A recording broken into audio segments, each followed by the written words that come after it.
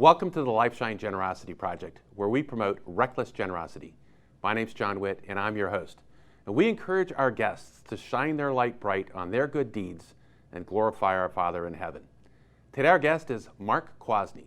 Now Mark is a direct response copywriter, a humorist, an author, and a wannabe banjo player. And he says that he often spends time admiring his shelf of participation trophies. Mark, thanks for joining us today. Good to be here, John. Thanks for having me.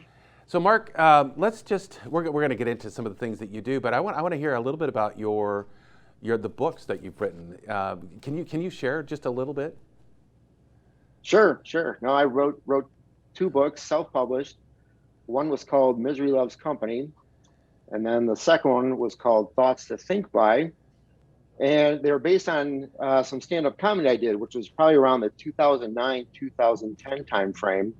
But I actually somehow, through fear and trepidation, got up on stage, performed some stand-up comedy, and took the notes from that and took the comedy and turned them into a book. And the first one, I attempted drawing some cartoons, and I had an interesting review on Amazon where some guy said it wasn't worth 25 cents you'd pay for it at a garage sale. So I take that as a compliment. Not even 25 cents? Not even 25 cents. So, hey, that's, hopefully it'll do someone good. Maybe if they can get it for a dime, good enough. And then the Thoughts to Think By book I wrote several years later, but that was a compilation of a bunch of thoughts I had over the years, and took the best ones and put them in a book. And a couple of my relatives actually said they laughed. So I guess that's another good testimonial. Well, I read them and I laughed. So I would encourage, you've got them on for, just a small price, but I encourage people to, if they're interested in one-liners and stand-up comedy, to check out the books. You can see them at Amazon.com, right? /author/Mark Kwasny. We'll have information on that later on. So I know that you were, being a stand-up comedian was kind of sort of a part-time jam, so to speak, like being a banjo player wannabe. Talk about direct response copywriting. So tell us a little bit about what that is. What it is that you do? How does that help? So for anybody in the business or marketing space, there's something called direct response copywriting, which the key to that is direct response. And we write it for, it could be anything from, well, back in the old days, it was back for, well, and they still use it today, for any piece of mail you get. If a lot of people, they call it junk mail. We call it third-class bulk mail, but it's basically to get a response, to get you to put a check in the mail or to buy something. Direct response for any marketing, and nowadays it can be website copy, it can be emails, it can be ads. The idea is to get you to click a button or to buy something or to open up your wallet. So you contrast that with a lot of advertising agencies, or if you see ads on TV, that's usually just for like entertainment or for brand recognition or whatever. Chances are they're not going to ask you for any money. So that's the difference. I help companies make money with my writing. Really? So this is conversion based, right? Not just who am I or what am I, but I want you to take action, and it could be buy something, or it could be book a call, or it could be, there's any number of things that you're ideally trying to compel them to take advantage of. And good copywriting, direct response copywriting is pretty special stuff. Before we get into the generosity conversation, what are some of the things that you've learned are really good from a direct response copywriting standpoint, or what were some of the tips that you might be able to share? I'd say the number one tips is take the focus off yourself. If you're writing anything for yourself, your company, your business, it's all about the person you're writing to. And I've seen so many websites and so many emails. It's I, or we. So I would encourage anybody watching this, if you're writing anything for your business, throw out the I's. Nobody cares about you. I know that's tough to hear. Nobody cares. It's about them, the problem you solve, and how can you help them. So that would segue great into generosity, because the idea is like, how can I help my audience, my target market? And the best way is just zip it and stop talking about yourself. Well, let's do that. Let's segue right into generosity. This is how you pointed that out. in terms of generosity, there's generosity from a business standpoint. There's generosity from a personal standpoint. There's generosity from a financial contribution standpoint. So, in terms of your experience with generosity, and I'm certain that you've experienced it both on the giving and the receiving side.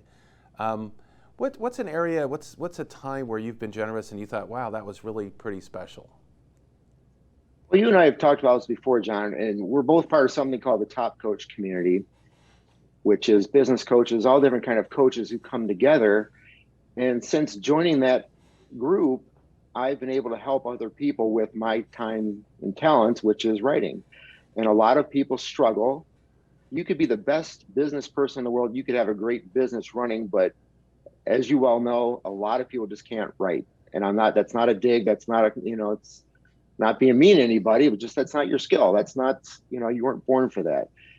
So I got to reach out to several people to use my talents to help them. You were one of them, and to create some great copy and to help people who can't really always put what they want to put into words. I help them do that. And I will tell you, and if anyone has tried to write for themselves, probably the hardest person to write for is yourself or your business. Very hard. I will say the website I try to work on for myself took me weeks. So there's some of my humility and there. You're the I'm a guy, writer. right? And you're the writer. I'm the guy because it's funny how the mind changes. The mindset changes. If I'm working for you or somebody else, like, oh, I get it. I can do this. It's quick and easy. But for myself, so there you go. There's my Achilles heels. That's my kryptonite right there. And it happens just about everybody that I work with. Well, I think there are different kinds of writing too. So when I was going to college, there's writing for academia. And then when I was in the corporate world, there's corporate writing, white papers and funding requests. And then there's direct response writing, which is not something that I'm really good at. I spent 30 years learning how to write academia and corporate speak, so to say. But then learning to write as a direct response writer, it's just an entirely different mindset. And I'm glad you brought up Top Coach because that's an organization of coaches that help coaches, and we get this opportunity to make a difference. I have my skills and I can help people. You've got your skills and you can help people. When you reached out and you helped, and I can tell you that I'm very grateful for the work that you did to help me with the website and some of the things that I've been working on. When you did that and then you hear that somebody's really grateful, how does that feel? How does that work for you? Well, I think it always makes me feel good. It's knowing that you have a skill or talent or through your experience and you're helping somebody and you see that it does some good. I think a lot of times in life, there's things where like, if you don't get feedback, excuse me, you're not sure if you're doing good. You're not sure what you're doing. So to get that feedback, and I don't think that's a pride thing. It's more of like, hey, I know I helped somebody. If you go out and you buy a meal for a homeless person, you see that direct impact. So for me, and writing for somebody, getting that direct feedback of, hey, you helped, you made my life easier, my job easier, you helped me get some results. Yeah, it feels great because you realize that after all these years of experience that I have and things I've done, you can never hear that enough. It's like, hey, what you did for me helped me move forward. Basically, you made my life easier. Actually, in your case, I made your life easier. So that's great. That's great to hear. I mean, that's amazing that and I think it gets back to the premise of if you're walking on this earth, you want to leave it knowing you've made someone's life better. You left an impact, or you've made an impact. You left a legacy. And to me, that's part of it. And it's just a very small part of it to say one person who just says, hey, thanks for helping out. And it feels amazing. It really does. Well, and that's sort of like, and you didn't help out. We don't make those decisions to help and serve because we want to feel better about ourselves. We just do it because it's the right thing to do. But the amazing thing is that we do get this almost a sense of joy that comes from that. And I don't know where else you can get it. I do a lot of work with the Portland Rescue Mission, for example, and that's all pro bono. But whenever I'm done with working with those guys, I walk out of there feeling like I just spent some really high quality time. I didn't get paid for that, but I just feel kind of like I'm on cloud nine because and I don't know where you get that. I wish I could buy that more often because I don't always feel that way.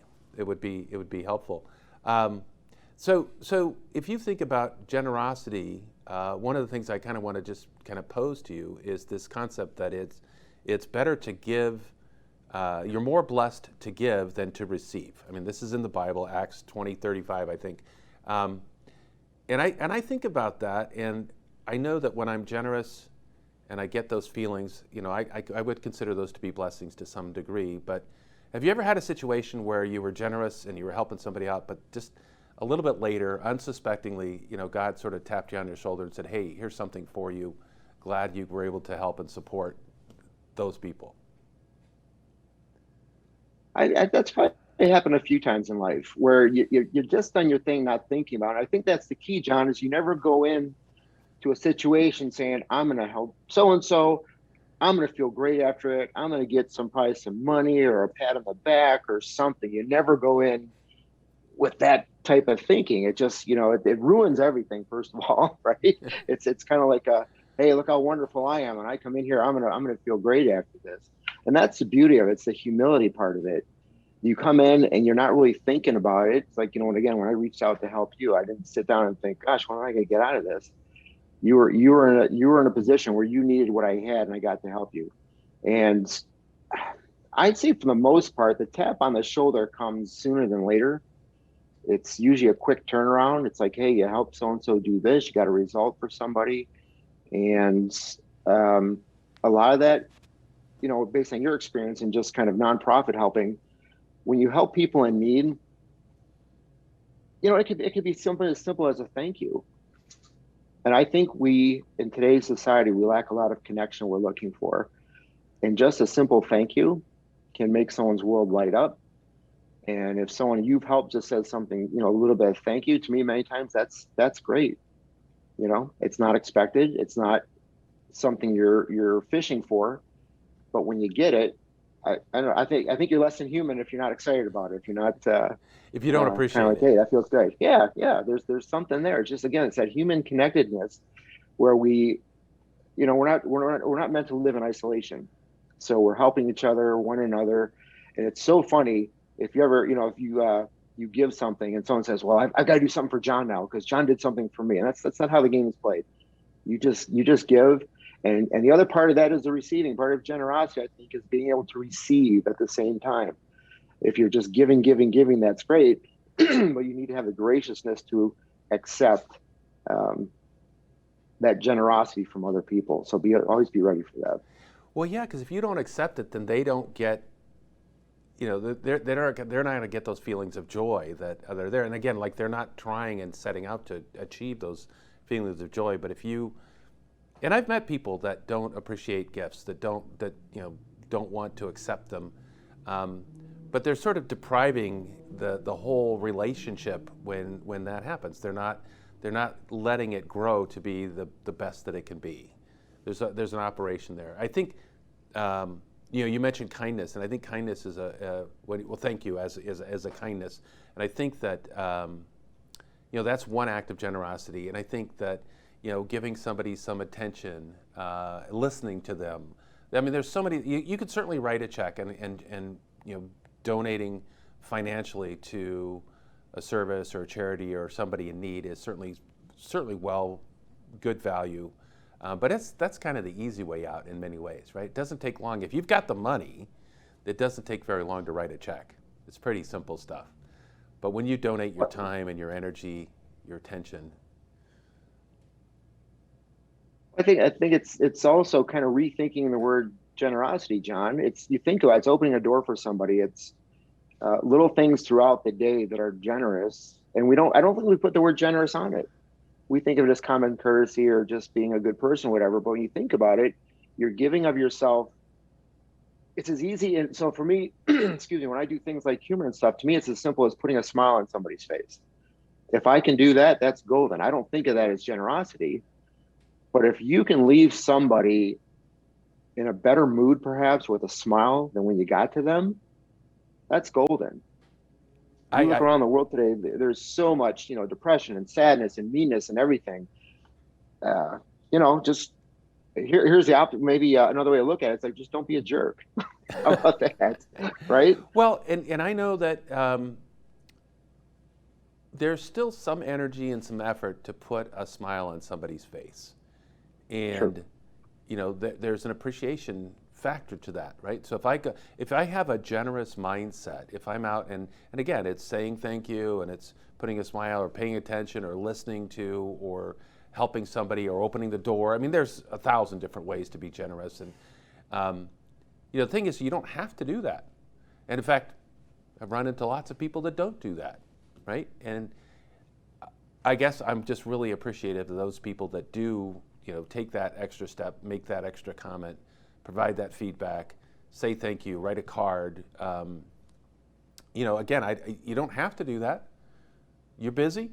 We're all busy. We all got lots of things to do. We don't have to do that. And yet when you do that, the light goes on, the smile occurs, the joy occurs. This is an opportunity to make something different happen than just, whatever your day-to-day activity is.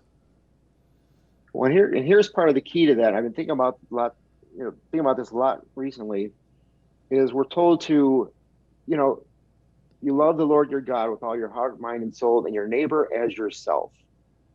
And how many times do we forget the yourself part of that? How many people truly just do not love or like themselves? And if you don't love yourself as you're commanded to do, how can you be generous? How can you give of yourself? How can you give what you don't have? So when we talk about day-to-day interactions of smiling at somebody or giving a nice word or something, if you don't like yourself, chances are you're not going to have something nice to give to somebody else. So you're already in a deficit position. So I've taken some time to think about that, and I think we have a dearth. There's my fun word, DEARTH, of people who don't understand who they are, where they come from, and their value. And if you don't understand that, and if you don't practice that first, you have nothing to give to anybody. And generosity isn't even a consideration because you're not being generous with yourself. It doesn't even show up. Yeah, I remember somebody asking me, does it ever make sense? Is there ever a time when you should be generous to yourself? And I thought about that for a little bit. And I thought, well, I think so, because, when it all depends on what you're trying to achieve, right? So if it's a selfish generosity, right? In other words, I just want another toy or just want another thing, then, maybe some question marks. But at the end of the day, taking care of yourself, doing things that allow you to be the best you can be, and maybe it's because you're getting some rest and relaxation so you can serve others more effectively or you can deliver more. I think you have to be generous to yourself. You have to love yourself before you can be the best you can be for somebody else. We see a lot of that happening, right? Where people aren't taking care of themselves, and then they're just burning out. Well, it's being nice to yourself. You think about the day for a lot of people, and whoever's watching this, how many times during the day do you say something mean or nasty to yourself? You put yourself down. Oh, that wasn't good, or I can't believe I did that, or you idiot, or things like that. And you don't even give it a second thought. It's just like normal conversation with yourself. And that's a starting point. In fact, I would go so far to say is that you cannot be generous with anyone else until you learn to be generous with yourself, which also translates into being nice to yourself, of giving yourself permission to be nice to yourself, and saying yes to yourself. And I don't mean that in a selfish, proud way. Right. I mean that in a very much, hey, good morning, it's a new day, I'm going to do great today. Or, hey, you know what, I'm really stressed out, I'm going to take a 15-minute walk. And there's this American mentality for the most part of work, and nose to the grindstone, and, Puritan work ethic and all that stuff. It's like, that's hogwash. You read any business book or anything about how to take care of yourself and run your day and everything, it's listening to yourself and saying, you know what, I am totally burned out right now. I have nothing to give. I'm going to take a 20-minute nap. Heaven forbid the workplace, a 20-minute nap. And yet that's, if you want to be generous and good and giving to others, you got to take care of yourself. I think that's fundamental. Yeah, I think you're right. Okay, so I'm gonna see if I can't put you on the spot just a little bit, right? And use your direct response copywriting skills. Now this is also, it's not like you're getting a lot of prep work and time to think about the answer, right? But what we want from people watching this show is for them to understand the value of generosity and begin to incorporate generosity in their life. And so the button we want them to click is the generosity button. So if you had to write something to get them to click the generosity button, what would that look like? You can't put me on the spot like that. I'm a writer. Writers don't. We don't do that. We think about stuff. Well, so that was totally putting you on the spot because I didn't even plan, I didn't even prep you with that. It was. But you think about it, it's like, okay, it's figuring out, see, the first thing and why I'll kind of chicken out and not give you a direct response answer is that it depends on the person you're talking to or which buttons you're trying to press for them. And I don't mean that in a manipulative way. It's like, have something along the lines of have a better life by being generous, click here, or learn more is a kind of a direct response, kind of a line. But I would say something to the effect of this free PDF gives you the secrets of a successful life through generosity. Get your copy now. See, so the idea is that was really pretty good. See, you don't know until you're pushed what you can do. It took you a minute just to kind of recover because you totally didn't expect the question. So if we shift back more into direct response copywriting, your skill set and what are you doing? And you talked earlier about taking I and we out of the message and putting you. In other words, you're speaking to. In fact, I've heard that when you're writing your copy, that you might even give a name to the person that you're writing to. You're writing this to Tom or to Susie or to Joe, so that you're specifically commenting to them. I mean, that's one of the tricks that I've learned. What are some other things to avoid, right? So I and we came out of the picture. Are there some other things to avoid in the direct response copywriting space? The first thing to avoid is lots and lots of long copy. Again, it goes back to, and here is probably the most challenging part for anybody when they're writing this kind of wording. You want to tell everybody everything. We started the company in 1932. Great grandma was there and she got everything kicked off. And let me tell you about the process she used of making the best pretzels in the world. And she started out with this dough from the great Amazon. She trekked on this wild trip down the Amazon. She got all stuff. It's like on and on and on. And again, first of all, right, no one cares, right? It's a great story. Put it in a book for later. And the other thing is when people describe their process or what they do or how they do it, they leave out the idea of curiosity. So say you're a business coach and say, here's what we do. I sit you down, we go through a 32-minute survey. I have you answer all these questions. After that, get kicked out by the computer. We then go through it step by step in a 1-hour coaching session where I tell you everything about your life, who you are and what you're going to be. And then after that, I'm going to sit you down in my office. We're going to talk for half an hour. We're going to go over all the fine points of who you are and what you should be. And then after that, we're going to get in a car. We're going to go down to a restaurant and have a casual conversation about what you do next. Deep breath, right? And anything with sales is you got to learn when to shut your mouth. You've got to just say, hey, if you get part of my process, we're going to start off with this 32-point quiz, and then we're going to go from there. Or after that, we're going to give you great results. So in any kind of copywriting, stop trying to explain everything. Nobody wants to read. And think about yourself. Put yourself in their shoes. If you go to a website, do you want to read 3 pages of words? If you go to a website and see this big block of copy, it looks like it's probably 500 words. Do you want to read that? Who's got time for that? Ain't nobody got time for that. So think short copy, think writing for your audience. And think about yourself being part of that audience saying, I don't want to read all this stuff. Who's got time for this? Tell me what I need to know. If you go to a CVS or a Walgreens, you've got a headache. And you walk in there and say, hey, I've got a headache.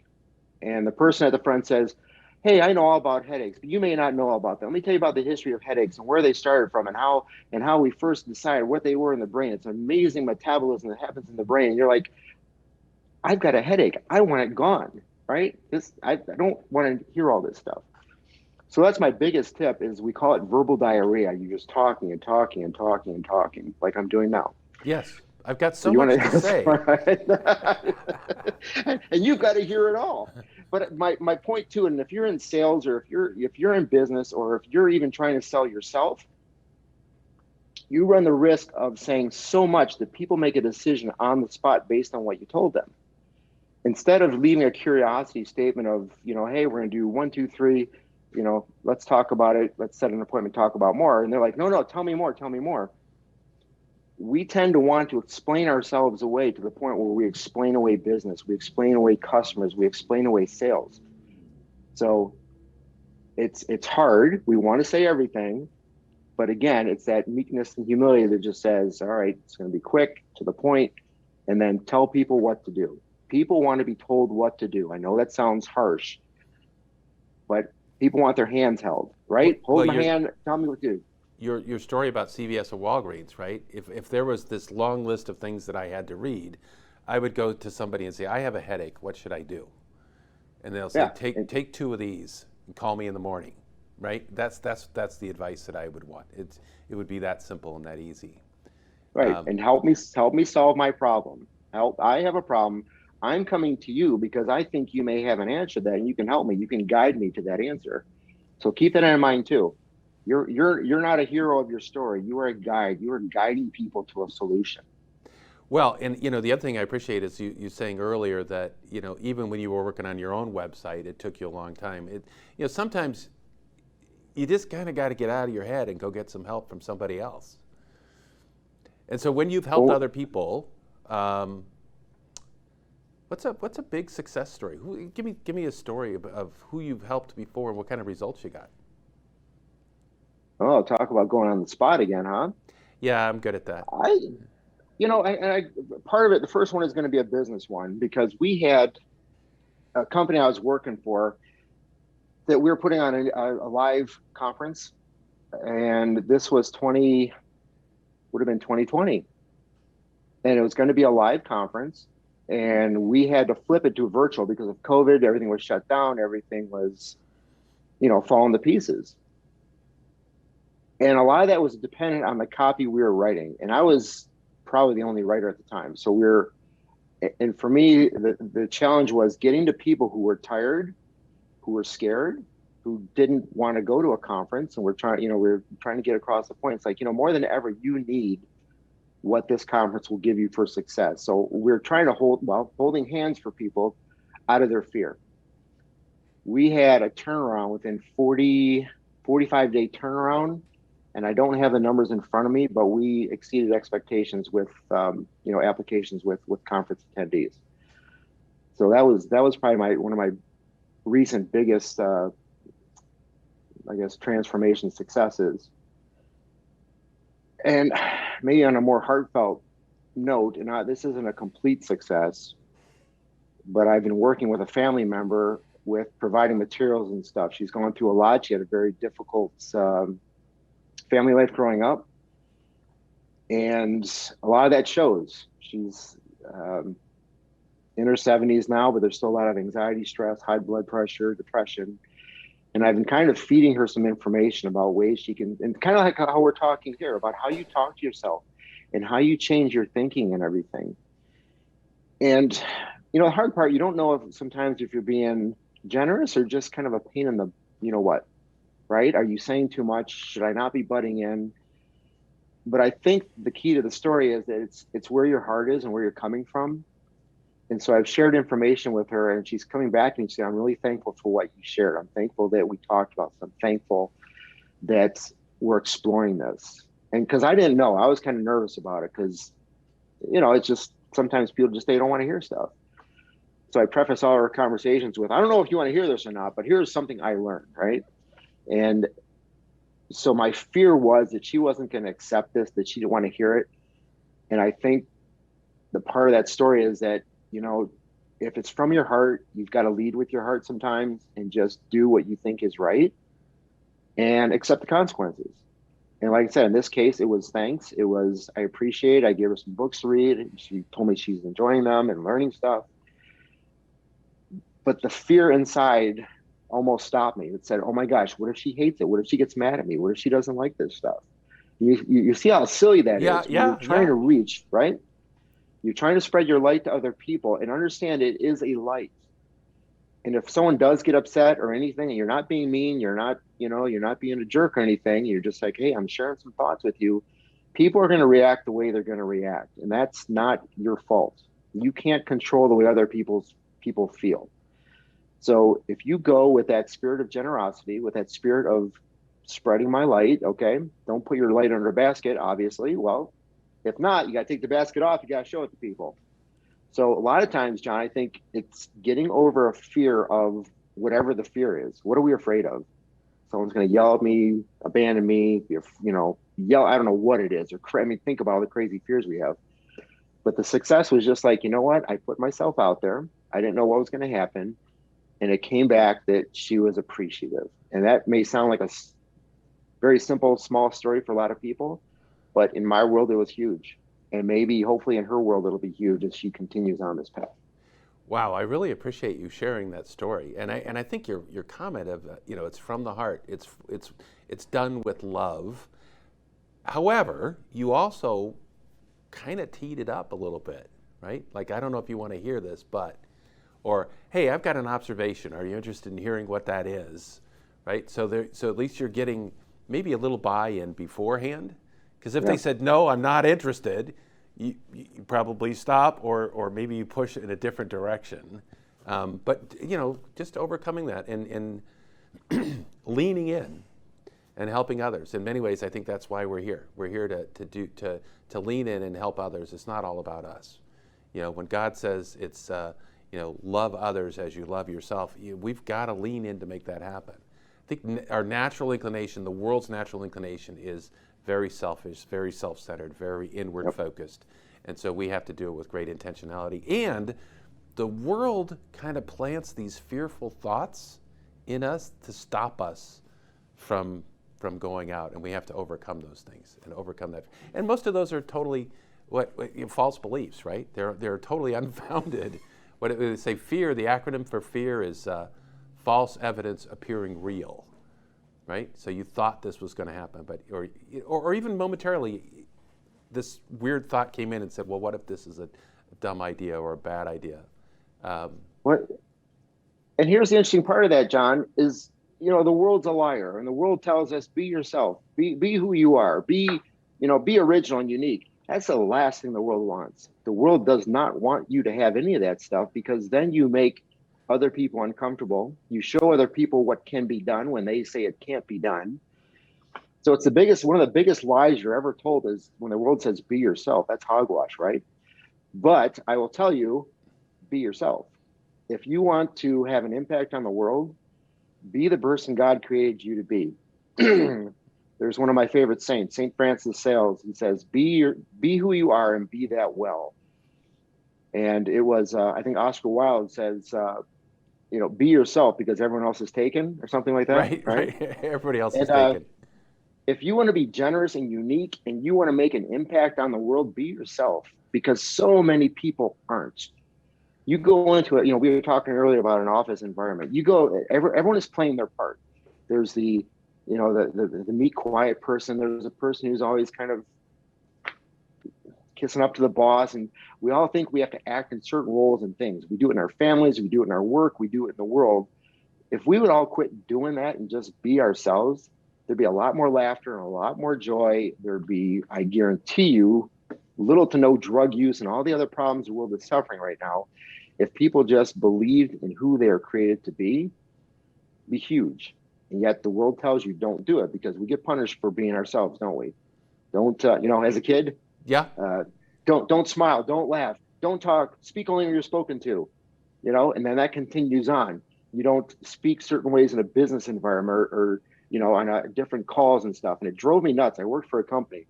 We'd have the Zoom screen, tons of people. You'd scroll through and see all these people, and you could see every single person with that glum face in a company. It was a company meeting, and everyone without, and the CEO would say, okay, does anyone have anything to say? Just quiet, absolute dead silence. And I was the one who always said something, because one, I didn't like the silence, but two, because I had a question.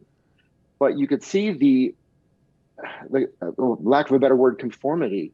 Well, I can't say anything. I don't want to stand out. I don't want to look stupid. I don't want to say this or that, but you've got a burning question, right? How many times have you been to a meeting where someone asks a question? It's like, oh, I was going to ask that question. I was going to do that, right? Or I'm glad So somebody asked that question. that's, that's right, I right. wish So we I'd live have in the thought of state. that. We live in a state of constant fear, and it's and our Lord is not. He says, "Do not be afraid," over and over and over. And Peter on the water, he says, why were you afraid? Why? Why are we afraid? And yet we live our lives in fear. We conform. We do what we're told. We don't want to, we don't want to get our heads above the crowd, or what they call it, the crabs in the bucket, right? If a crab tries to crawl out of a bucket, all the other crabs try to pull it down.